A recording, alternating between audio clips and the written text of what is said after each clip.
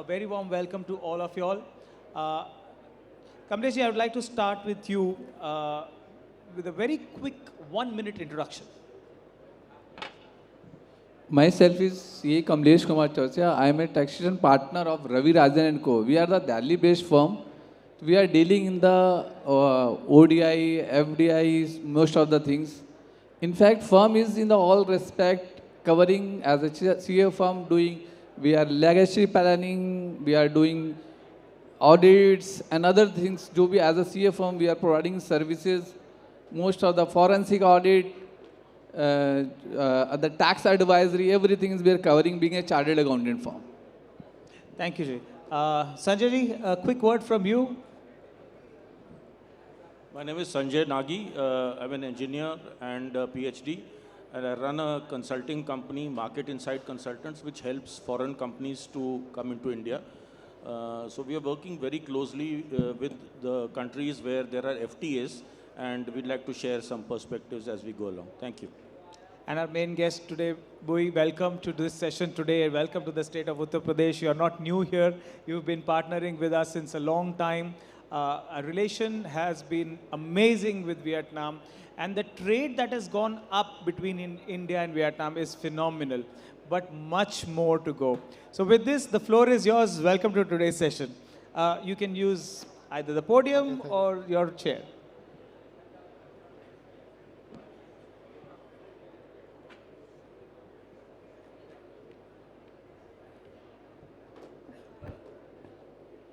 Hello. Mr. Singh, my dear friend and moderator, Mr. Distinguished speaker, ladies and gentlemen, good afternoon to you all. So my name is Thuong. I'm a church counselor, Embassy of Vietnam in Delhi. So Mr. Manpreet already mentioned about our duty.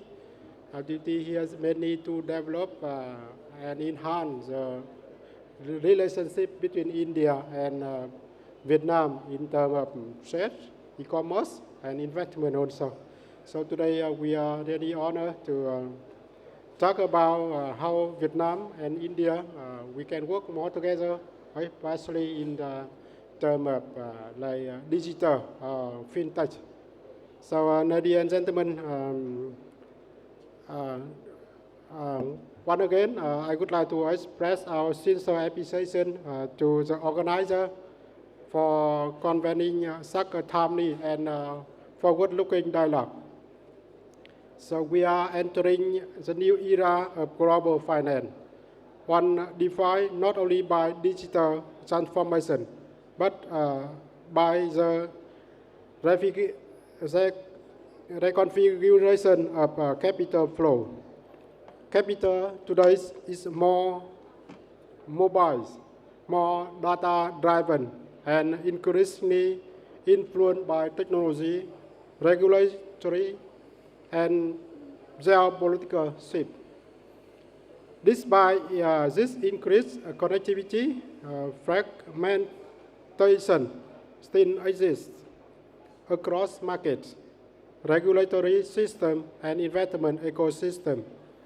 This is why this topic, global fund integration we are talking about, is both timely and essential.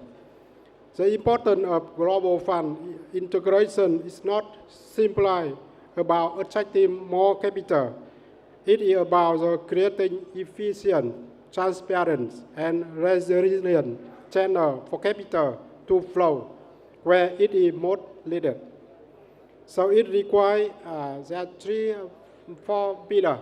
Number one, from the government. So the regulatory alignment and much mutual trust between the market. And number two, regarding to digital infrastructure that enable seamless cross-border transaction. This morning, I already have chance to conversation with some exhibitors here. We also raised the same question that, so how can we seamless cross-border transaction? So whether we need the clearance from the government or the businessman can do. So this is also a big question. I asked some person, but Some of us said that yes, of course, need the clearance from the central government, but some are said because of technology, so we can pass this.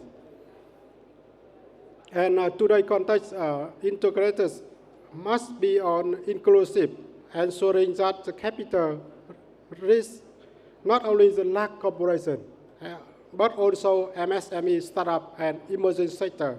And you will see that here, almost we are a startup and MSME. So the team for the summit quite relevant to the MSME.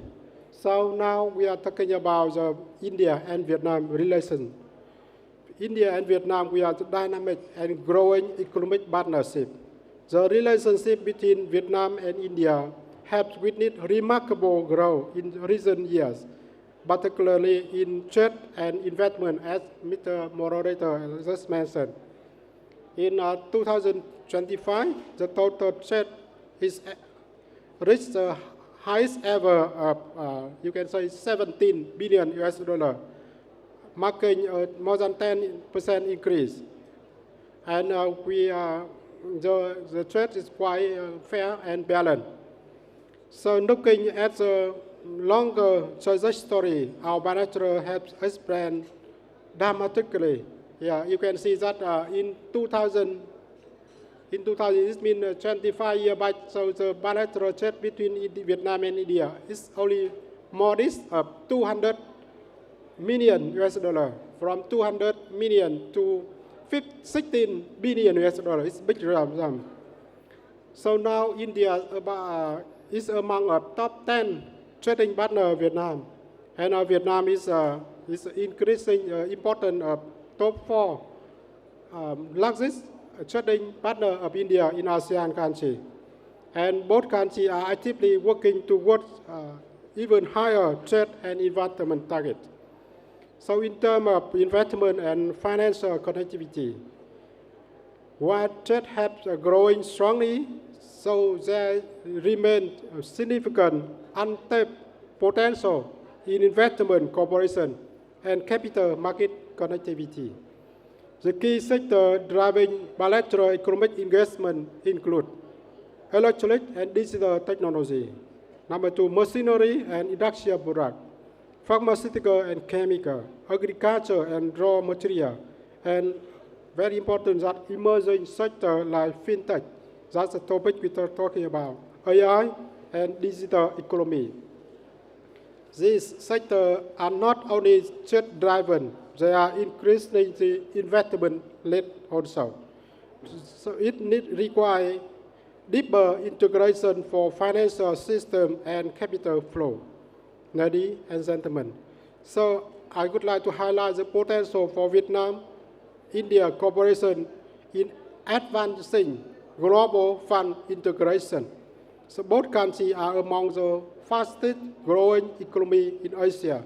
So with dynamic and expanding capital market, strong government commitment to digital transformation, vibrant startup and innovation ecosystem, India has demonstrated global leadership in fintech innovation and digital public infrastructure, while Vietnam offering high growth market with increasing openness for foreign investment and financial modernization. This complementary strength creates significant opportunity to facilitate cross-border investment flow, encourage partnership between investment fund, financial institutions, and fintech companies, and also promote joint innovation in digital finance and investment platform. Also strengthen the dialogue on regulatory framework and market development. As we engage in this section of global fund integration, so I would like to propose the 3 areas where we can work together. First, enhancing connectivity of capital market.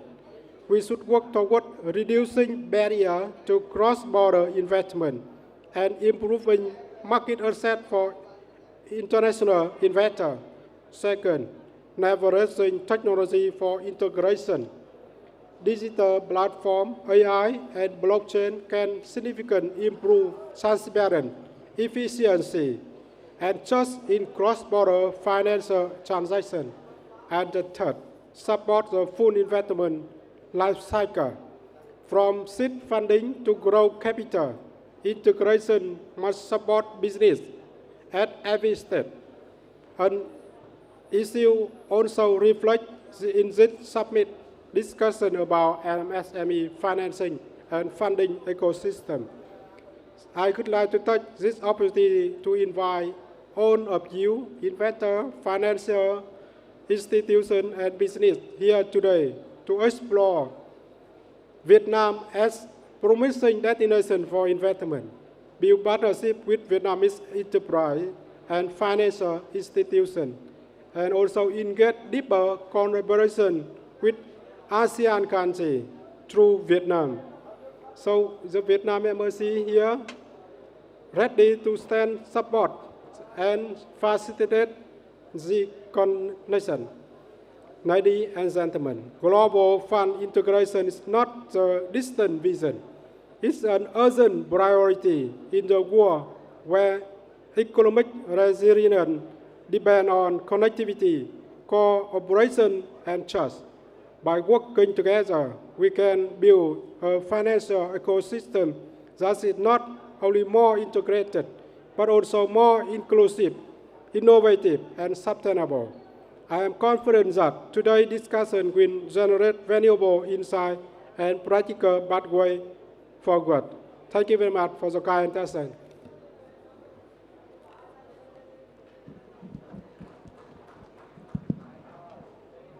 Thank you, Bui. Thank you so much, for all this information and especially highlighting what you said about, cross-border finance and issues that the companies face, the investors face.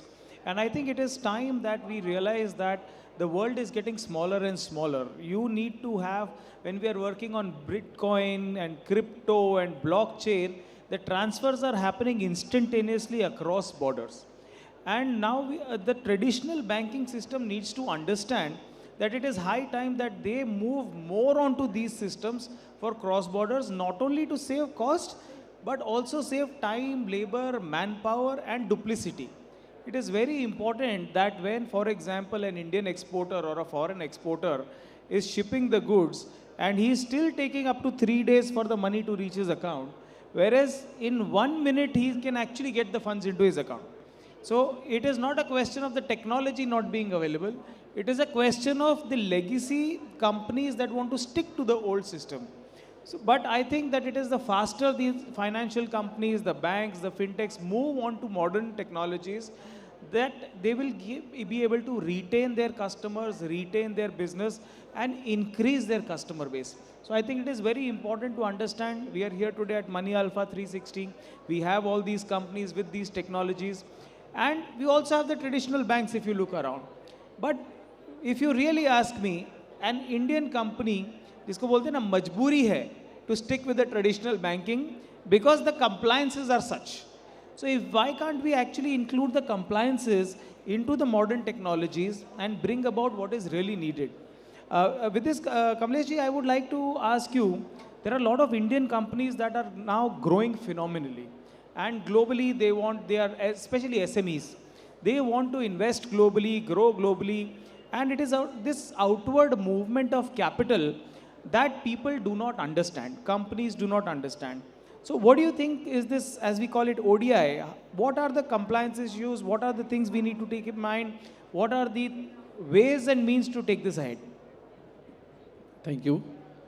जैसे आपका question regarding था ODI overseas direct investment, देखिए what's happen as a you said regarding the cross border transaction, obvious है there is a two way, इधर the FDI और ODI. Suppose आपने you have listen the various times कि the foreign companies are investing in India, but you have seen now the Indian companies are investing outside India. That is a big change now has come. Like MSME or the other things also, big companies are already moving. But in case of the MSMEs, now is moving toward the foreign direct investment. I mean, ODI, overseas direct investment. Whereas what we need to follow, in actually, there is a lot of complication is there in case of the ODI. For the small companies, it is very difficult. So when we are investing outside India, we need to have the follow the compliance of the FEMA, which is very strict compliance. In that scenario, we need to help of the AD, authorized dealer, which call bank. Bank play an important role. As you said, online banking or traditional banking, bank have the important role which RBI has authorizing such a bank to deal with such a scenario. But keeping in the mind of this thing, we have to keep, there is a various system, we have to think in such a way, structure in a such a way, there should be tax should be maximized. The minimized tax should be, and that is a main important factor which influence the decision. So in that scenario, the taxation should be minimized. We need to follow the compliance of the RBI, like filing, ODI cases, we need to arrange. There RBI issuing UIN number. If every investment you are doing outside in India, RBI issuing a specific number called UIN. On that basis, we need to follow yearly basis compliance also, which annual performance APR is called in shortcut APR. We need to file every investment. If you are doing unlisted company, 1% or 100%, whatever amount, we need to, up to 10%, we don't need to APR to file, but if investment is more than 10%, we need to annually file APR, which is required to file, after finishing the financial year. It's go, calendar years. After finishing, we need to file till the 31st of the December every year. So this is a requirement of this to filing in APR, which is, if not filing, there is a penalty, there is fees of 7,500. We need to file. In this scenario, bank have the important role to, helping in this. All role are play by the banker. All this is happen through the bank only. Thank you, Kamlesh. I think it is very important that all of us understand that the paperwork has to be perfect. And one slip up in this paperwork, you are stuck in litigation for a really long time. तो कहावत है ना, चार आने की मुर्गी बाहर आने का खर्चा. So it should not become like that for all of us, that you become penny wise and pound foolish. We think that, okay, why do we need a CA? Why do we need a banker? Why do you need this? We can just transfer the money. But it is what happens after that, and that becomes a problem. And then instead of concentrating on your own business, you are concentrating on compliances that could have been taken just 1 minute to solve. Now you are stuck for years on that. So thank Kamlesh ji for highlighting on that. Sanjay, you have been expert in the investment scenario, consulting scenario, especially for foreign companies that are coming to India, Indian companies are going abroad. How do you think we have to look at it this perspective when it comes to the financial side? Any experiences that you can tell us about? Sure. The first news that I'd like to give you, which will bring a cheer to all of you, all the Indians over here. 10 years back, when we used to do consulting, we used to make many papers saying that this is the potential of India, and India is a big emerging market. Now, let me tell you very emphatically, Mr. President, my dear friend Manpreet ji, we don't need to sell India. India is sold. Everyone knows the potential of India. Every country is lining up at our doors. The second big thing which has been done is that a number of FTAs, whether it is with Europe or it is with England or it is with now New Zealand, a number of FTAs are signed and getting signed. So even not only the consultants, but also the companies abroad, they are responding to India. You will be very happy to know that through our London counterpart, we have been able to bring in University of Southampton with a full-fledged campus in Gurgaon. So University of Southampton is here, and we helped to bring them in. Now, we are looking at what is the benefit of India. So number one benefit obviously is the demographic dividend. Number two, which very few people would really think about in that way, is the number of startups we have. India, there is a startup happening every probably 2 hours. I see so many pitches. I used to see at one time 3 pitches a day. With the number of startups, the PE fund industry and the venture fund industry is eyeing India. So along with our London counterpart, we are getting a big delegation of venture funds and PE funds who are eyeing India, and they are looking to invest. The number of unicorns which India has is the second highest in the world. The ecosystem which we have in startup is the third largest ecosystem in the world. The potential that we have of entrepreneurship is the highest in the world. The adoption of technology that we have, even at the grassroots level, you heard that in the morning also, at UPI, is the highest. So the environment is there, the funds are looking at India, they are looking at credible ways to enter India and make this demographic dividend, this startup dividend, make it into a business case for themselves. The only thing which I think India lacks in converting that real potential, which is there, potential nobody denies, but in converting that is the mindset of many businessmen is still stuck, as Manpreet ji also said, is still stuck in the past. So, they don't want to do business on trust. They want to do business on documents. Business doesn't happen that way. Business happens first on trust, then the documents flow. So I think that thinking has to reorient, and that thinking is where the startups are scoring. So I see personally in the next 1 year, I see at least 15 venture funds of UK will come en masse. They will come together in a delegation which will be facilitating. There will also be some PE companies, but that's not our target. We are not so much interested in them, but VCs and micro VCs. And the last thing that I want to say is that the entry strategy for them is that they're looking for partners.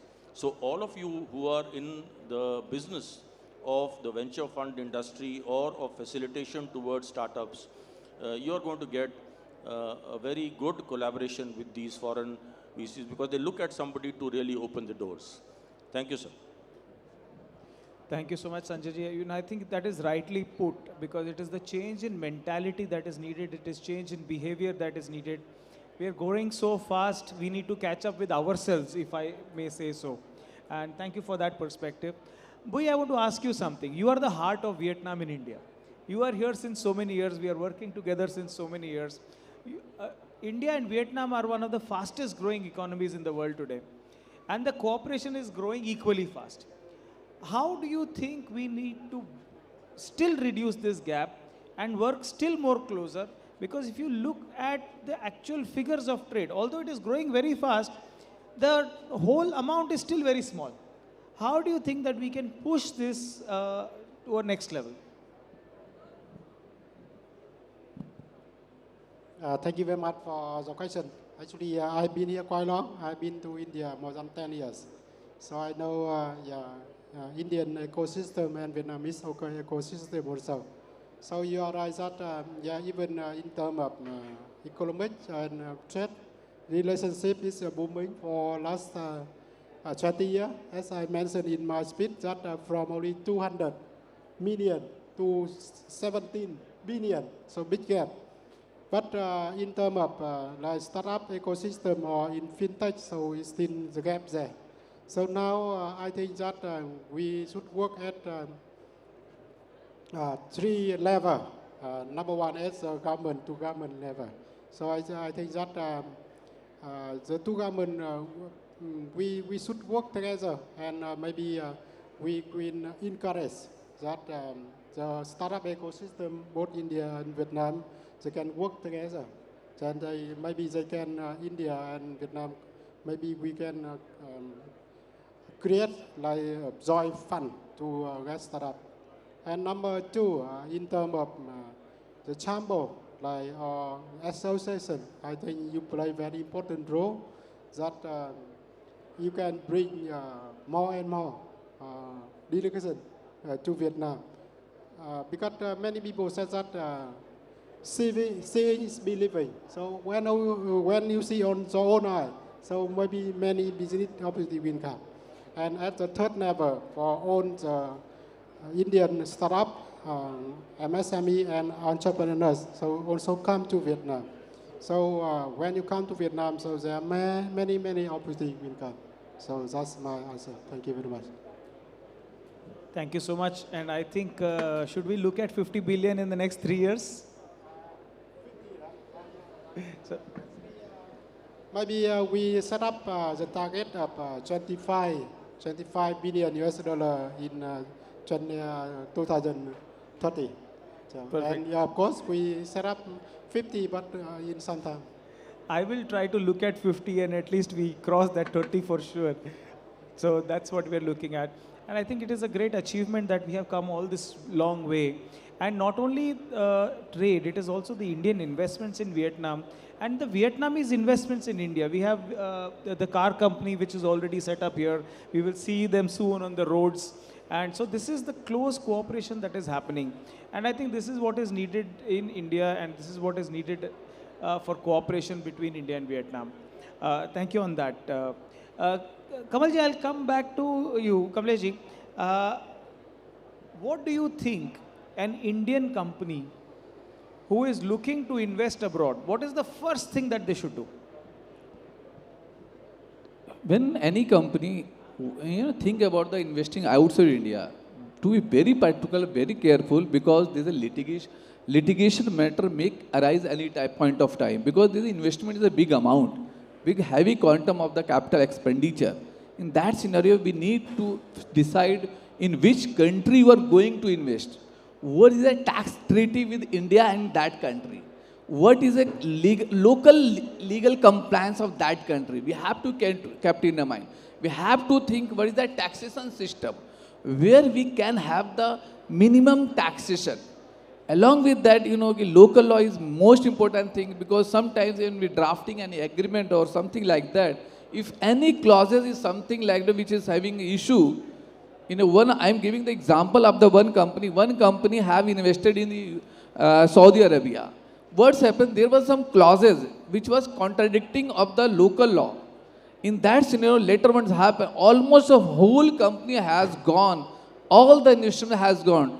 It's a very necessary to start an investment outside India, be very particular local law, taxation issues, documentation, very carefully.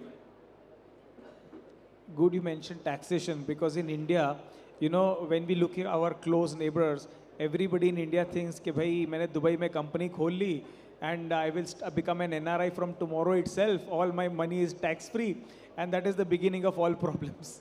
And I think that is what we need to understand. Don't go by watching Instagram reels.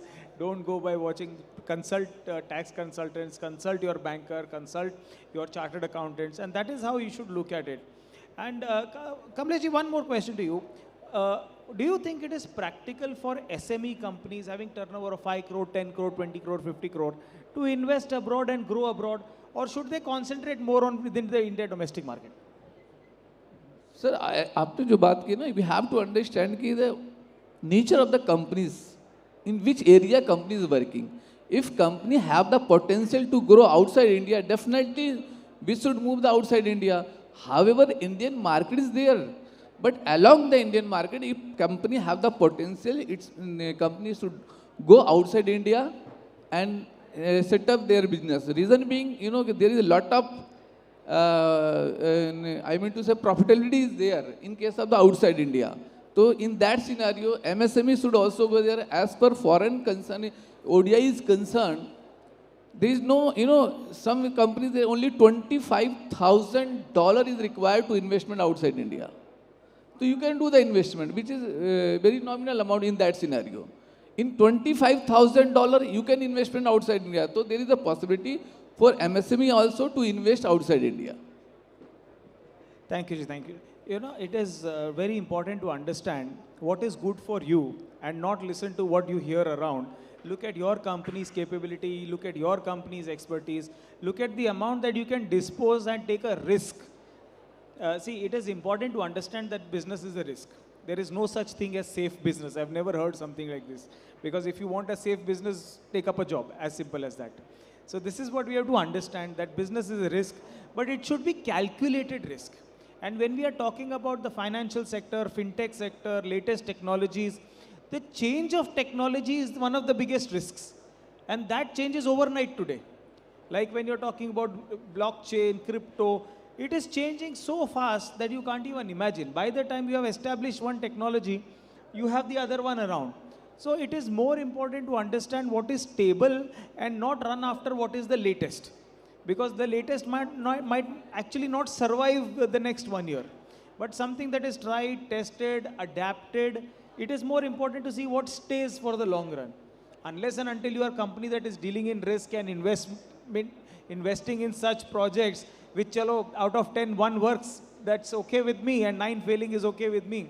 But if you're a business, at the end of the day, it is your profitability that matters. It is your sales that matters. It is your audience and your country that matters, where you're investing or where you're getting partners from. Sanjay ji, I would like to take your comments on this one. With your permission, I would just like to give some anecdotal perspectives of how not only technology, but also the markets are moving. My company is a 24-year-old company, so in the initial days when I used to bring a French wine company into India, you will not believe it, I used to get calls from the distributors and they used to be willing to bribe me that, can you get us this distributorship? 4 years back, I tried to bring another French wine company into India and they won't give me appointment. That is how fast the market is also moving. They said, no, if you bring something from Chile, it's okay, but French wine, no, become very novel. So technology is moving, as Manpreet ji said. The markets, the customer behaviors in India are also evolving. So evolving very fast. I think that's the spirit of the young country that we have. We have so many people less than 35 years of age. So the taste, the evolutions in the markets are very, very profound and very fast-paced.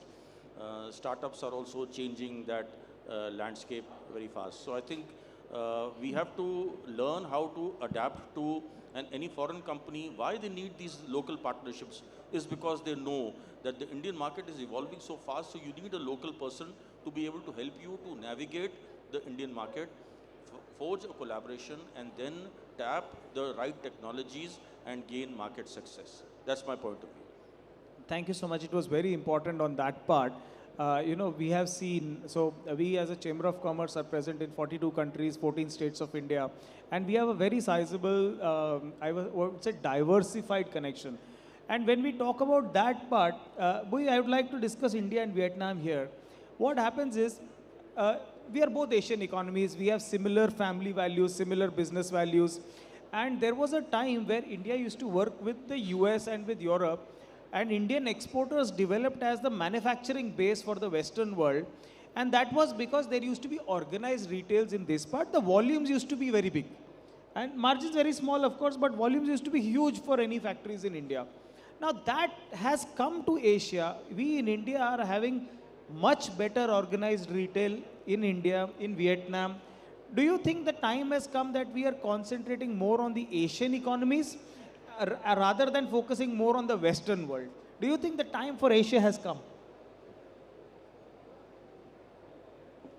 Yes, it's a big question because as you see that ASEAN is a huge population. Yeah, it contributes more than 2/3 of our population.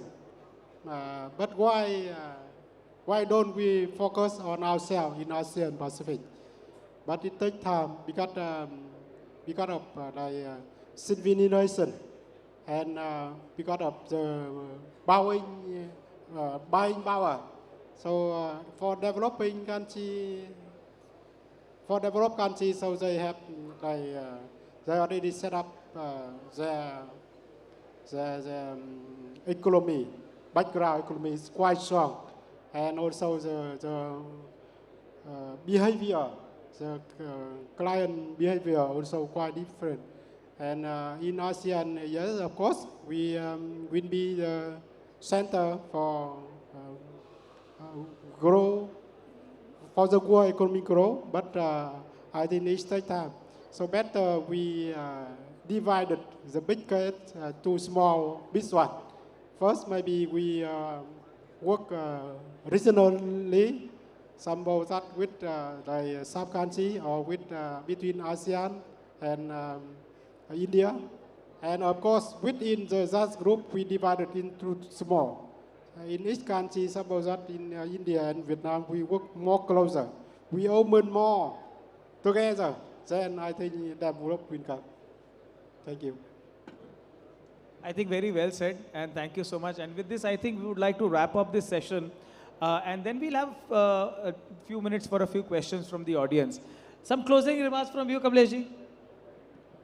At last, I will tell all the audience, anyone who want to invest outside India or any foreign company want to invest here, be very restricted toward the FEMA compliance. Because once it's happens something wrong, not followed, it will be heavy penalties. So in income tax also, if you are investing anything outside India, we need to disclose your income tax returns. If non-disclosure is, called, black money act may cover. It's covered in the under black money. To very careful, I have, you have listened in news somewhere, that people are investing in the Dubai and buying a flats over there. Be careful, be properly disclosed in this system in your income tax return, so that we can avoid any, litigations. Kamlesh, thank you. Sanjay ji, from you, some closing remarks. So I think in closing, I would like to say that the India opportunity is now. The young people of India and the startups of India are creating that opportunity. It's a very different landscape than we see as compared to what we were when we were growing up. So in that new landscape, there is a place for new technology, new business models, new collaborations, and there is place to redefine our position in the world. I am very, very hopeful of India making a very different position in the world, courtesy the demographic dividend and the government policies that we have. Thank you very much. Thank you, Sanjay ji. And Bui, least, I would say not the least, and one of the most important points from you, if there is just 2 sentences that you want to tell Indians about what we can do with Vietnam today and looking here on, what would you say? So I think that 2 ways. Number one, we would like to invite you all here, come to Vietnam. And number 2, Money Alpha 360 Summit very timely and very good at this stage. But my suggestion to the organizers that next time we invite more Vietnamese startup and Vietnamese talent and also ASEAN talent to this summit, to this platform. So I think it's much more efficient and much more successful. Thank you. Thank you, boys. Thank you so much. With this, we can take a few questions. Anybody in the audience has any questions for our speakers? Any questions from anyone? I think everybody understood everything that we said. Normally or they are all sleeping. Normally the sessions after lunch are always little dull. So maybe we got the disadvantage of coming in after lunch. But thank you, team. You've been a good audience. Thank you very much. Thank you so much, everyone. It's been a pleasure and honor. A big thank you to Alpha Money 360. It's a pleasure and honor for us to be part of this session.